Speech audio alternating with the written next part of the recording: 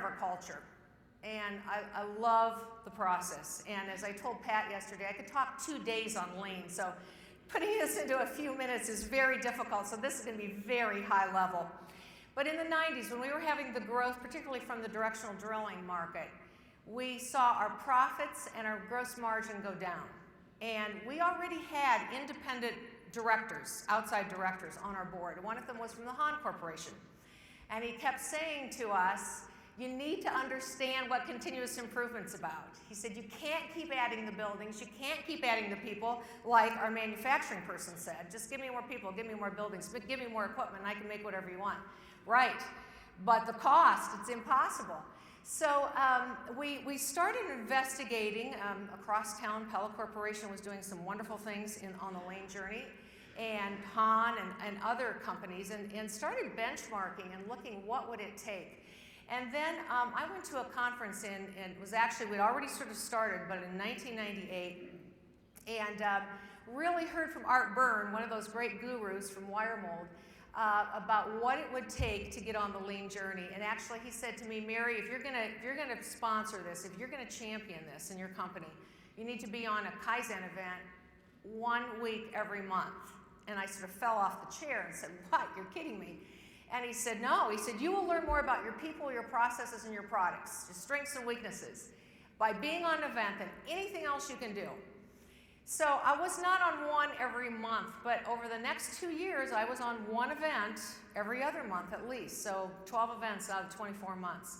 And so were my senior people. And we found that this indeed was exactly what we had to do. And after 15 years on this journey, and those of you who've been on the journey, you know this is true, all you do is see more opportunity.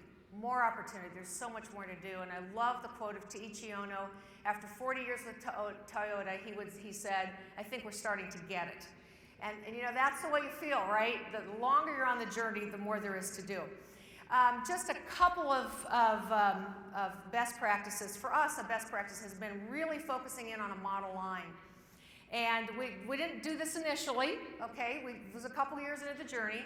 And we really started focusing on one line, and we actually produce more brush chippers than anything else as far as numbers. So right now, our tack time is 49 minutes, and that's, I realize some of you have tack times of 30 seconds.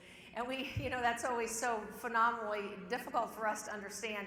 But ours is 49 minutes, that's the lowest one we have. And so every 49 minutes, the material comes in the tube-in system on the sides, the machines move, the standard work is load leveled for the 49 minutes. And on our brush chipper line, we continue to learn. It's maybe better called a learning line than a model line. So we continue to learn and take that learning and disseminate it throughout of all of our plants and actually worldwide. But big picture, it was 52 days from raw steel to out the door, and we do a lot of machining, weld, paint, assembly, the whole thing. We're vertically integrated. 52 days, because we did it in batches of 50, because actually that was the best way to do it, right? That was the most efficient way to do it. And we went from 52 days to now a little over 2 days, from raw steel to out the door. We've improved quality. Hours per unit was something like 80 for weld and assembly. And by taking all the runaround time, the time people were looking for parts, had bad parts, they were looking for the tools, and bringing and load leveling everything to the 49 minutes.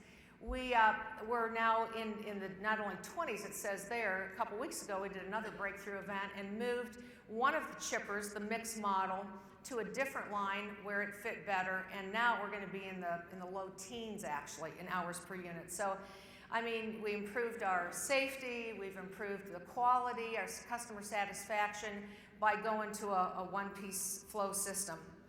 And just, a little bit, and this doesn't maybe even show it quite as well, but when we were from 2000 to 2008, we had about the same amount of volume. We went through the downturn of 2001 to 2003, like I think most of you probably did. But from 2000 to 2008, we had the same volume with about a third less people. You all know, I mean, that's the big power of lean. Another big power of lean is inventory, and particularly inventory at our dealerships. And again, we have had decreases in the inventory at our dealers. And because what we found in 2001 to 3 is one of the biggest stumbling blocks for us to get things rolling again after that downturn was the fact that we had way too much inventory in the dealerships, and we had not figured out a way to flow, to actually replenish inventory as we were doing on the plant floor in our dealerships. And so just want to mention this one other best practice, and Jason Henry from our team is going to be talking more about this in detail in one of the breakout sessions, I think tomorrow morning.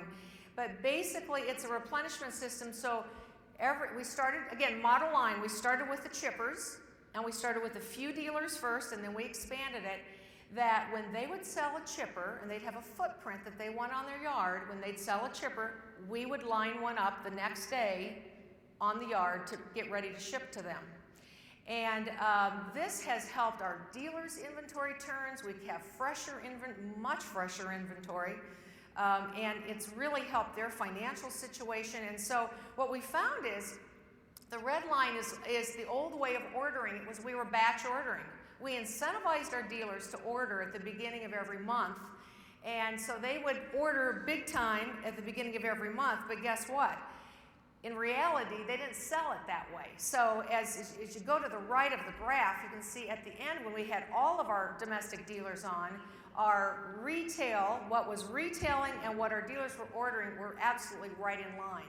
And that has been a major deal for us, and why now, through the downturn of 2009, we did not have nearly the amount of obsolete and old aging inventory in our dealerships. So replenishment, we've got about 20 different products on that. We need to have a certain volume to put them on replenishment, although I would tell you, my dealers will tell me, even with their big equipment, they would say, I wish you would just put it on replenishment, so I don't even have to think about ordering it. When I sell one, you've got another one ready for me.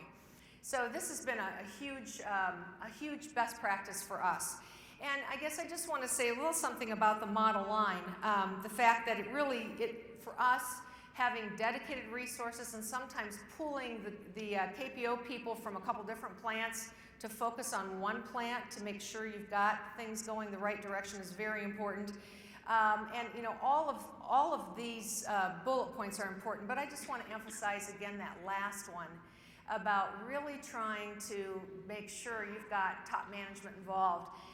This year's our 15th year, and we're redoing our training, and all of our employees again are going to go through lean training. We did that before, we're going to do it again because we have new people, we need refreshers. We have about 70% of our folks have been on at least one Kaizen event. We keep trying to get that to 100, not easy, and you probably can identify with that. But the other thing we're doing this year is we've been able to host a number of public events for TBM, and so we're doing our own public events this year. So a couple weeks ago we had what we call CI Blitz Week, and we had events in China, which reported out from a dealership in South Carolina. We had our Wildcat Freeman, South Dakota plant on an event, and about 4 plants on our Vermeer Mile. And it was great, and we had about half of the executives on those events, and we've got another CI Blitz Week coming up in a couple months, and we will have the other half of the exec team on those events. And again, it's just to remind everyone how important it is to go see, to get involved, and and also to model the fact that this stuff is really important for our business. So I guess I can't emphasize enough top management being involved in every part of the process. And I will say in 15 years, I don't think I've missed a single Friday presentation if I'm in town. I mean, if I'm in town, that is absolute top priority. And you know, you love how people learn and the language they start talking, and how we start thinking differently and we solve problems differently if we're all on the journey.